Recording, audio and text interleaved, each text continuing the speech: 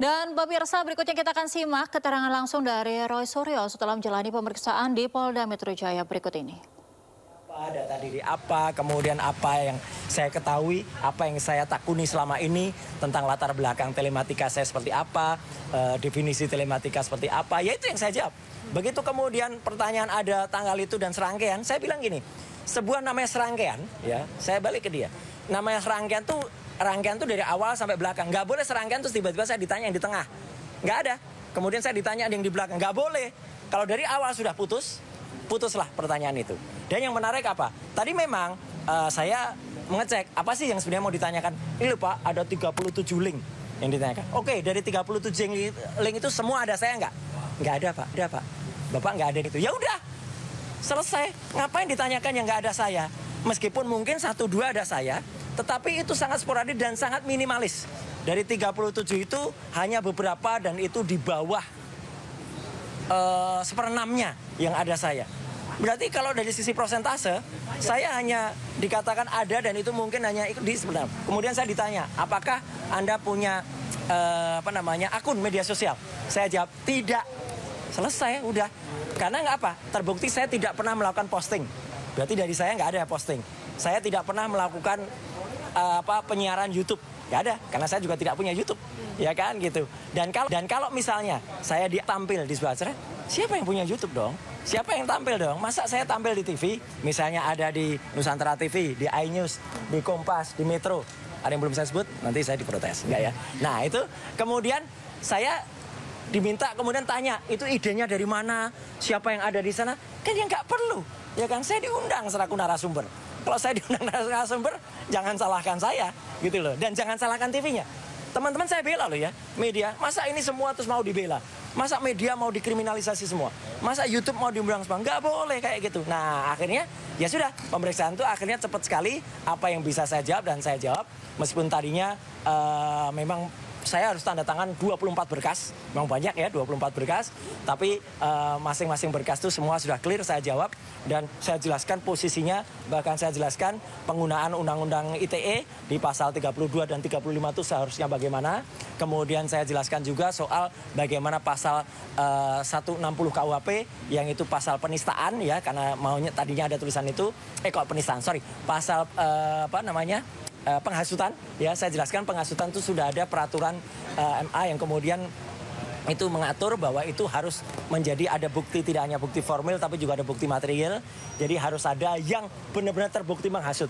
Kalau misalnya dikatakan, oh ini ada yang terhasut Pak, misalnya ada peristiwa di Solo, katakanlah begitu, ya.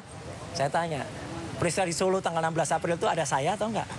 Gak ada Pak. Ya udah, kalau nggak ada saya ngapain ditanyakan? Jadi mostly semua pertanyaan tidak ada saya dan tidak perlu kemudian dilanjut. Jadi ya udah, tanda tangan, selesai. Total pertanyaannya berapa tadi? Total pertanyaannya memang cukup banyak. Tapi pertanyaan-pertanyaan itu saya sayang saja ya kenapa Polda harus menghabiskan tinta, menghabiskan kertas untuk menanyakan sesuatu yang nggak ada hubungannya dengan saya.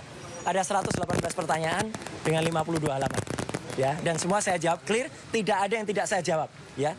Jangan salah, saya bukan tidak menjawab. Semua saya jawab, ya. Semua saya jawab ke 118 pertanyaan itu dari awal sampai akhir dan semua selesai. Jadi bukan menunda nanti akan ada lagi atau ini belum selesai atau nanti tunggu apa enggak. Tidak ada itu, semua selesai dan alhamdulillah tadi pada print out yang ke-23 ya, itu ternyata kejadian lucu ini. Sama persis seperti yang kami alami di UGM, listriknya mati. Jadi agak lama nunggu setengah jam itu apa? Nunggu listrik hidup lagi dan kemudian nunggu itu ngeprint. Tapi sekali lagi petugas Polda Metro Jaya profesional dan unit 5 Kamnek begitu mati di situ mereka langsung membawa berkas itu keluar, file itu kemudian di print di unit lain yang masih nyala dan kemudian jalan lagi jadi tidak terganggu. Terima kasih untuk Polda Metro Jaya dan dengan sertijab Pak Kapolda yang baru, Pak Irjen Asep. Selamat. Pak Sore, apa yang berbeda di tahap penyidikan ini nih pertanyaannya dengan tahap penyelidikan? Ya, di tahap penyidikan ini saya lihat ada beberapa link yang ditunjukkan ke saya, yang 37 link itu, ya gitu. Saya heran katanya yang dilaporkan awalnya kan 26, kok sekarang jadi 37. Itu link wawancara dengan media? Ya, ada wawancara, ada postingan, ada apa. Tapi yang menarik ya, nggak ada saya gitu loh. Jadi ngapain ditanyakan kalau nggak ada saya? Jadi artinya gitu. 118 pertanyaan juga nggak ada menyangkut? Iya, kalaupun ada sangat minim. sangat minor. Saya hanya dipanggil selaku orang yang terundang ya, gitu. Bukan saya memiliki keinginan lain loh ya. Saya memiliki keinginan untuk tampil, misalnya di TV. Saya minta, iNews tolong undang aku dong gitu. Atau NTV, Kompas tolong dong undang, kan enggak gitu kan. Jadi ya sudah. Jadi karena kemudian itu saya juga tidak menjatuhkan teman-teman media. Ya, ada pertanyaan menurut saya tidak perlu ya ditanyakan idenya dari siapa, temanya apa, siapa produsernya. Lah saya nggak ngerti kok produsernya siapa ya kan. Gitu ngapain aku harus menjatuhkan teman-teman. Jadi teman-teman jangan khawatir ya, kita harus kompak.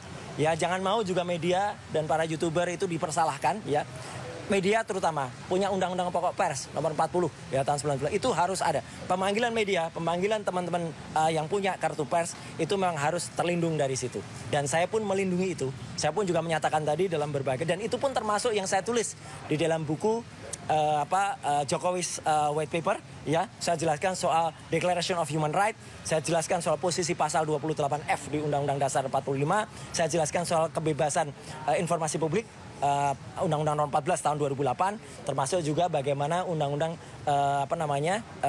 informasi dan transaksi elektronik. Jadi saya kira itu ya. Kalau terkait buku Jokowi's White Paper itu tadi dibahas atau enggak, cuman itu akhirnya ketika selesai penyidik ini terus terang saja banyak bertanya tentang buku itu, dan mereka belajar sangat banyak dari buku itu. Mereka tanya soal metodologi apa. Karena pertanyaan tentang metodologi nggak ada di situ. Di BAP itu nggak ada pertanyaan itu. Tapi ketika itu ditanyakan secara lepas ya saya jawab. Karena itu keilmuan kita, keilmuan nanti insya Allah Pak Rismon juga akan menyampaikan, atau Dr. Tifa. Saya jelaskan buku itu terdiri dari tiga basis ilmu. Ilmu telematika. Telematika itu telekomunikasi, media, dan informatika. Multimedia dan informatika itu termasuk digital teknologi dan juga analog teknologi. Saya juga menerangkan bahwa dulu saya juga pernah meneliti tidak hanya soal foto digital, tapi foto analog. Mantan presiden waktu itu ya, nggak perlu saya sebutkan siapa, yang pernah berfoto dengan seorang wanita ya, itu juga saya jelaskan. Siapa yang punya rekaman suara waktu itu, mantan presiden juga dengan mantan jaksa agung waktu itu ada di saya terangkan tadi ya gitu. Tapi itu tidak ada dalam BAP karena itu tidak ditanyakan. Yang ada pada BAP itu justru saya diminta untuk menjelaskan tentang siapa gitu ya kan. Namanya saksi itu tidak boleh kita kemudian menerangkan yang tidak kita lihat, kita dengar sendiri. Itu namanya testimonium di auditu. Testimonium di auditu itu tidak punya nilai bukti ya gitu. Jadi sekali lagi terima kasih ya atas waktunya, atas kesabarannya. Ya. Kalau pemeriksaan hari ini kan berlangsung cukup cepat. Apakah ini karena pemeriksaan di hari kemarin yang hingga pukul 4 pagi, apakah ada hubungannya dengan pemeriksaan? Itu juga termasuk saya tanyakan tadi ya gitu. Jangan sampai kemudian apa yang terjadi, mungkin penjawabannya ya mungkin waktu kemarin itu ngeprintnya kelamaan juga ya. Jadi ini koreksi juga kepada Polda Metro ya, jaga apresiasi tadi ngeprintnya cepet ya. Jadi saya tadi juga kasih cara gitu ya ngeprintnya ya gitu, biar cepet. Gimana pakai network, pakai LAN, filenya gini disebar cepet, set sekali prek, udah tinggal di tengah tangan selesai ya. Itulah, ini namanya kita saling kolaborasi ya kan. Insya Allah teknik ini juga dipakai bukan hanya di kasus kami, tapi di kasus teman-teman yang lain. Jadi kalau pemeriksaan itu cepat, efisien, terukur, dan juga patut dan layak ya, juga diundang serata patut dan layak. Saya kira itu. Mas Roy, ini sudah selesai dua yang diperiksa hari ini juga? Ya, insya Allah itu sebentar lagi selesai. Ya, Pak Rizal Fadila saya dengar sudah mulai ngeprint ya. Bukunya saya belum tahu update-nya, tapi insya Allah dalam waktu yang segera. Dan besok ada juga Bu Tifa, Dr. Tifa. Ya, kemudian lusa itu ada Pak Rismon dengan Michael Sinaga. Mas Roy, itu ya. Dari Pak Rizal Fadila juga katanya menolak untuk diperiksa. Itu bagaimana? Kenapa? Menolak untuk diperiksa. Siapa? Pak Rizal Fadila. Silakan tanyakan yang bersangkutan. Saya kalau menjawab itu namanya saya tidak saksi. Ya, itu namanya testimonium di auditu. Saya diajari hebat ini loh ya. Tadi total yang berkas yang ditandatangannya ada 20. Ada 24 berkas. Saya kira sama semua ya. Kemarin-kemarin juga ada 24. Saya nggak tahu nantinya kenapa. Apa mungkin karena terlapornya ada 12, nanti kali 2 atau mau dibagi 2. Itu hak dari penyidik. Sekali lagi, penyidik sangat profesional dan teman-teman dia sangat profesional.